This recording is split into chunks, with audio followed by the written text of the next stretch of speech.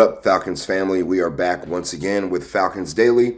I am CG Craig Green, your host, and hope you guys have had a great weekend so far. We're back here on a Sunday, and wanted to apologize for not getting to you yesterday for Friday night's Falcons game with the Lions, but we are here today to chop it up with you, and I'm sure a lot of you have already seen the game, heard about what happened. So we'll kind of break it down here for you on this Sunday morning here, and talk about what we've seen, what we've noticed, and go from there. But first of all, we want to start off the show and give best wishes to Lions safety Maurice Norris. I mean, if you guys remember, the game was suspended with the Lions leading 17-10 in the fourth quarter. It was suspended by New York. That's what they were saying. The officials in New York decided that no more football needed to be played. Head coach Dan Campbell and Raheem Morris agreed on that, and they ended the ball game after what happened to Maurice Norris. So if you didn't see it, I'll tell you what happened. Basically, Morris went for a tackle on Nate Carter, hit Carter with his face mask right there around Carter's midsection, and that caused his head to snap back. He went down, wasn't moving, and obviously the ambulance had to come out for him. And luckily, he is doing okay. That is the report coming in from Saturday. Maurice Norris had posted on his Instagram story a screenshot about being grateful about he posted a Bible verse and then said, "Amen, amen." He said, "I'm all good, man. Don't stress." So that is great news that Maurice Norris hopefully will be okay and be able to rejoin the Lions sometime soon. But a very scary situation in Atlanta Friday night, and the game was rightfully suspended. I have no issues with that whatsoever. Neither did either head coach. Raheem Morris and Dan Campbell both agreed on that. And Dan Campbell, after the game, said Raheem Morris is a class act. He's the ultimate class act. We agreed it just didn't feel right to finish that game. And in a way, it didn't. It didn't. It's preseason. It doesn't count in terms of wins and losses. And that's exactly why that they decided just to go ahead and pull the plug on this one. And for those of you who don't know, this is not the first time that this has happened. There's actually precedent for this to happen in the past. Matter of fact, 2 seasons ago, it happened in 2 preseason games in 2023. Patriots are playing against the Packers in Green Bay. Patriots cornerback Isaiah Bolden got injured in the fourth quarter, and the game was stopped because of that. In another game that happened as well, same preseason, Dolphins and Jags, that game also not finished after Dawood Davis from the Dolphins, a wide receiver, he was carted off the field after taking a hit from Daquan Jackson of the Jacksonville Jaguars. And that game also was suspended and ultimately ended right there on the spot. So, again, this is not something that is new or foreign. It's kind of foreign to the Falcons. We haven't seen this before in the Falcons' history, to my knowledge, just going back as far as we possibly can. But there is precedent for it in the league, so don't be surprised if, hopefully we have no more significant injuries like this to anybody on any team. But if it does happen, don't be surprised if the exact same thing happens as well, where games get into the fourth quarter and, you just realize it's just not worth it to see another player get injured. I mean, everybody needs reps. Everybody needs to put things on film.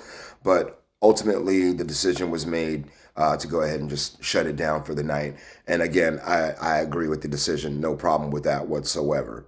Let's look at things relating to the game.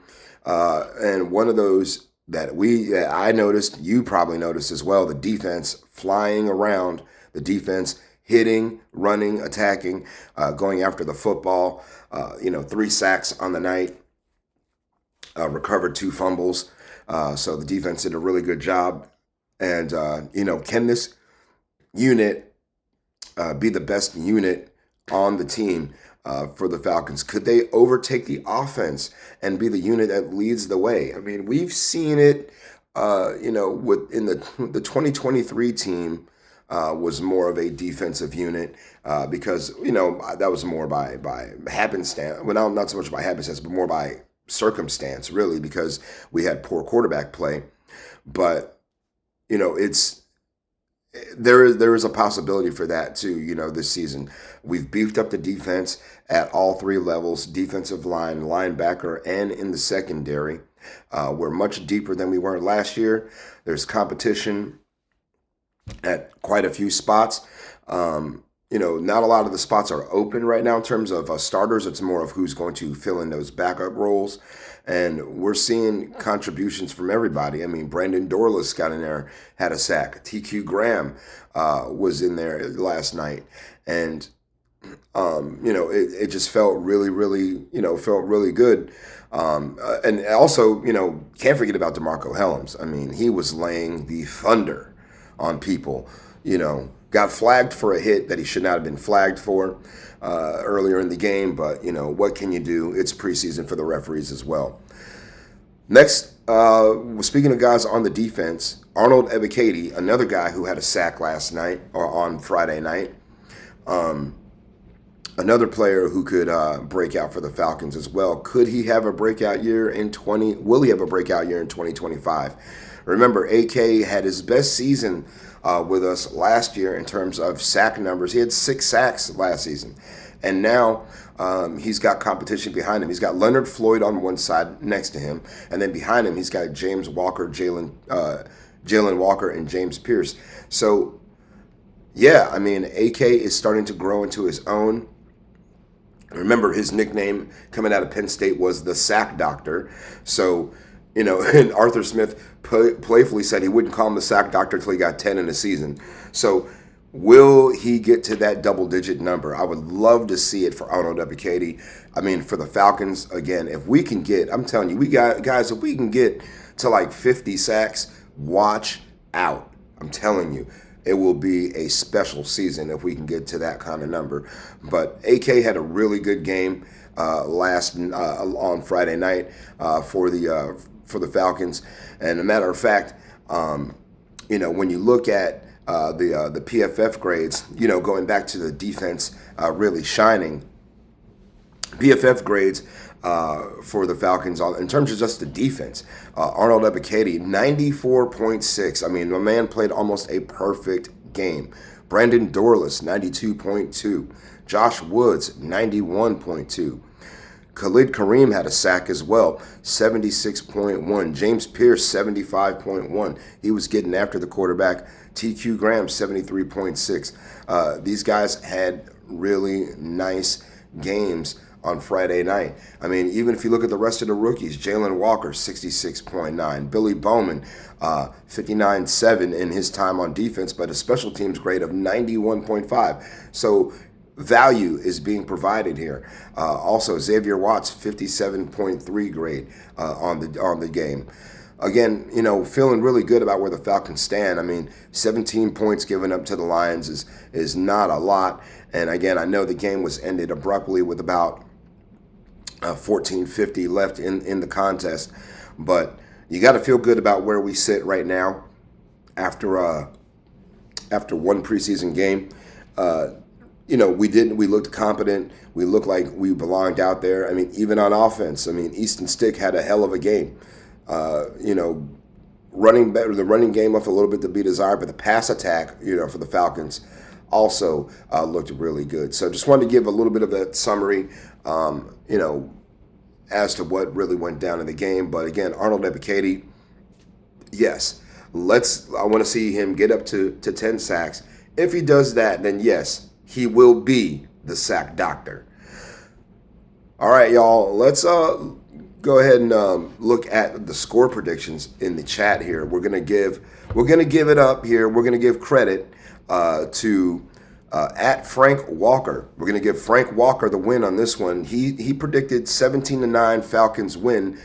Falcons lost 17-10. So we're gonna give it to you. You had the closest actual score to anyone else.